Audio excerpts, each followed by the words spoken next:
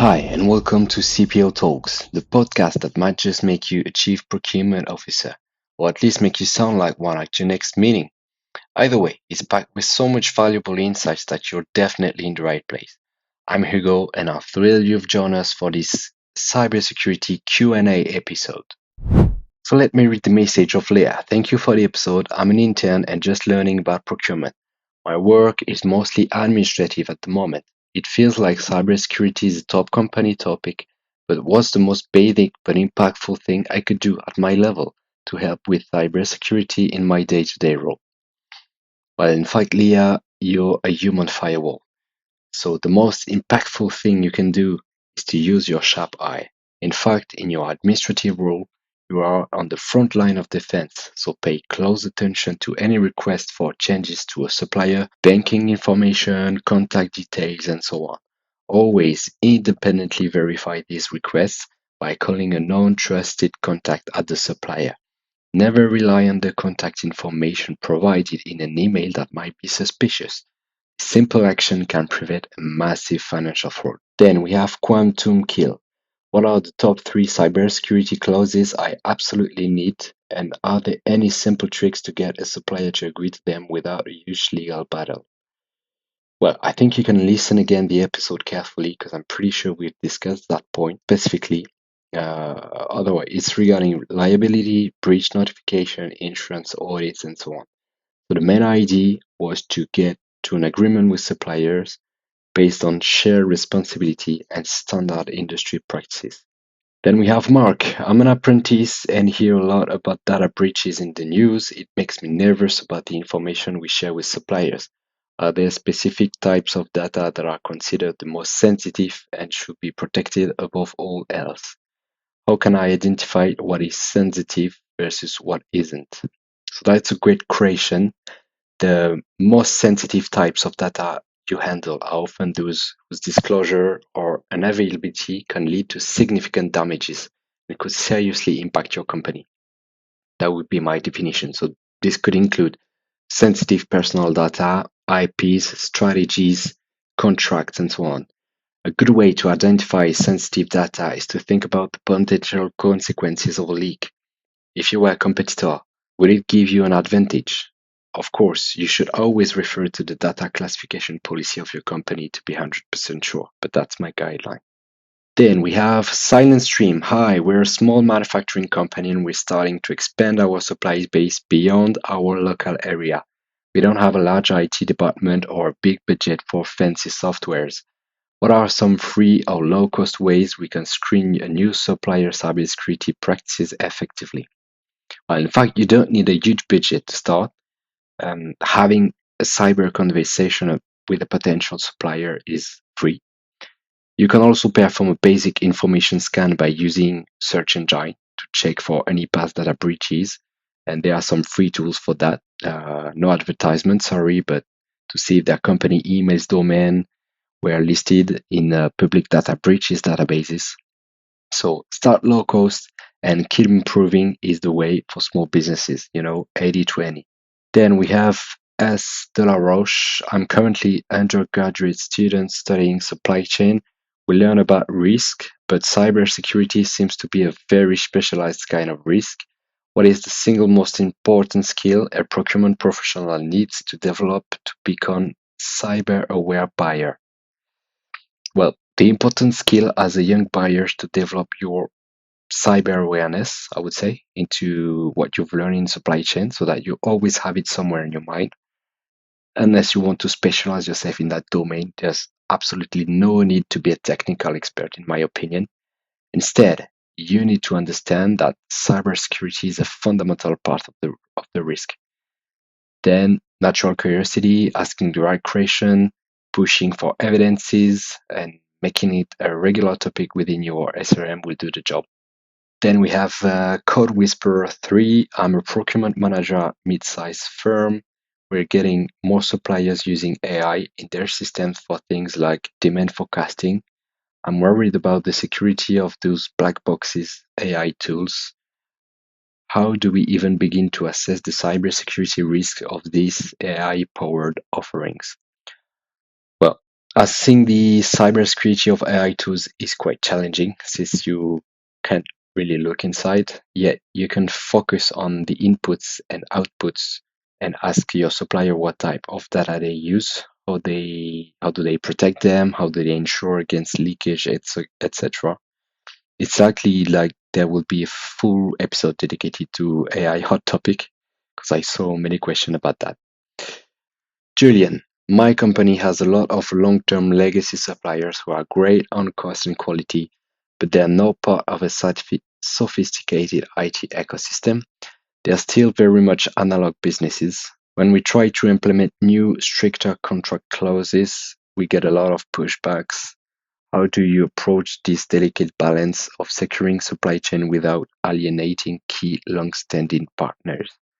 Well, that's a classic challenge. I think we've discussed that. But non-sophisticated IT isn't necessarily bad news, you know. You can mandate change without understanding your supplying context, or instead, you could provide basic cybersecurity training or for incentives to offset some of their cyber investments. You shouldn't go for a one-fits-all contractual approach, in my opinion. We have Nova Explorer. We are a large multinational company with a very diverse supply chain. Our contracts are all over the place. What's the best way to standardize our cybersecurity requirements across the entire supplier base, especially with different regulations and maturity levels in different countries? Well, thanks you for listening. First of all, then this is really tough without knowing what's going on in your organization. I think once you master the fundamentals, it's all about change management within your company. And on that side, we can't really help you further. You can ask Matilda, you can send Matilda a job offer, see how it goes. But yeah, by the way, you're making me think that requirements standardization may be eligible for a dedicated episode. Um, Let me know what you think in the comments or in our social media profiles. The Pixel Smith. My team and I are constantly pulled in different directions. We are expected to manage costs, improve sustainability, and now be cybersecurity experts. How can a procurement leader get their team on board and make cybersecurity a priority without overwhelming them with more tasks? Well, the goal is to integrate, not add. So having said that, it would be like to tell everybody in the organization that this comes at zero additional efforts. It has to be measured before implementation and smoothly integrated in the function. Share the burden with the other functions like IT, legal, and so on, and recognize its value. So there's no free lunch. Thomas P. Thank you for the insightful episode. We're looking at adopting blockchain for supply chain transparency. A lot of people talk about its security benefits. Can you explain how blockchain's inherent security features can be used to improve trustworthiness and integrity of supplier data and communication? Well, that escalated quickly, as we say. Maybe blockchain would deserve an entire episode on its own as well. From what I understand, the blockchain core features, which are immutability, transparency, decentralization, can significantly enhance supplier data integrity. Once a piece of data is added to the blockchain, it can be transformed, making it impossible for a bad actor to alter its records without detection. The decentralization nature also makes it hard for a single point of failure to be exploited by an attack. But the transparency has its downside as well in the business, so we should discuss deeper private blockchains. For today, I can't give you the full story of a tangible example of use case, maybe in a dedicated episode. Sorry about that, Thomas. Then we have Charlie Papa Oscar. Our company is investing heavily in digital transformation, including automating our supplier screening. We are talking about screening thousands of potential suppliers a year, which is impossible to do manually. What kind of AI-driven solutions are there that could help us screening for basic cybersecurity risk at a large scale? AI-driven solutions are coming to the market for large-scale screening. It comes with the drawbacks and benefits we all know. Again, I'm not going to promote any commercial tool or another here. And as I said in the previous question, if you're interested in AI, it's likely that there will be a fully dedicated episode. Chloe R. We are in the process of major ERP system change to be migrated by the end of the year.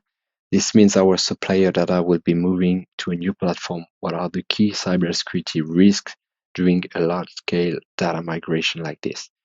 Yeah, I guess a large-scale migration is always a high-risk event, but here we're talking about a project for which procurement isn't in charge. So connect with the IT team and trust them. Next question comes from Enya Sokolov. Your point about data-hungry AI really resonated with me. Beyond just protecting your own data, what about the potential for suppliers' AI models to be maliciously poisoned with false information, which could lead us to make poor procurement decisions? How can we even begin to detect something like that? Okay, guys, once again, it's likely that there will be a full episode dedicated to AI. Your message concerned a very advanced and difficult threat to detect, so connect with IT data scientists of your company to ensure data quality so that your decision quality isn't altered. If needed, you can always conduct audits that are a suitable tool in your hand for such cases. Then we have Electromage. The concept of shared responsibility for cybersecurity is great in theory, but what about when a supplier's data breach impacts our company and they refuse to take full accountability or don't have the funds to cover the damages? What legal and contractual measures we can put in place to ensure that accountability is more than just a buzzword? Well, first, legal litigations are to be discussed. Then, contract breach is a contract breach, may be linked to sensitive data leakage, physical damage to your parts, poor delivery of items or services. So, know your contract. What are the liabilities defined for each party? Is there a cap? To what extent damages are defined, meaning direct, indirect, consequential? Coordinate it with the legal and take action based on your contract and or the law. By the way, if these topics interest you, we may make an episode about it, and we even better do an interview of a professional of contracts for procurement specifically. Let us know if you'd be interested in the comment section or get in touch via our social media. And for the last question, we have Starfall Pilot. The rise of supply chain attacks, where a threat actor compromises a single trusted supplier to gain access to a network of larger customers, is terrifying. From a procurement perspective, what is the best way to identify and manage this high leverage supplier who, if compromised, could create a domino effect of breaches? Well, I think you're right. These high leverage, as you call them, suppliers represent a massive interconnected risk. Best way to manage them is to identify them first. So map out who has access to your most sensitive data and who could impact your critical operations. For these suppliers, apply an enhanced due diligence and develop a redundancy plan in case they were to be compromised. That's it for today's questions. Thank you for having listened to us with this Q&A episode about cyber. If you want to suggest to us the next topic you would like to be discussed, don't be shy. Send us your questions on LinkedIn, Facebook, Instagram, TikTok, X, or directly in the comment section below this Spotify podcast or video format if you're watching it on YouTube. You can also type CPO Talks in your favorite social network or in the search engine. You will find us. Thanks for listening. We'll be back soon with another deep dive into the issues that matters the most to you. Until then, stay curious, stay cyber secure. Ciao.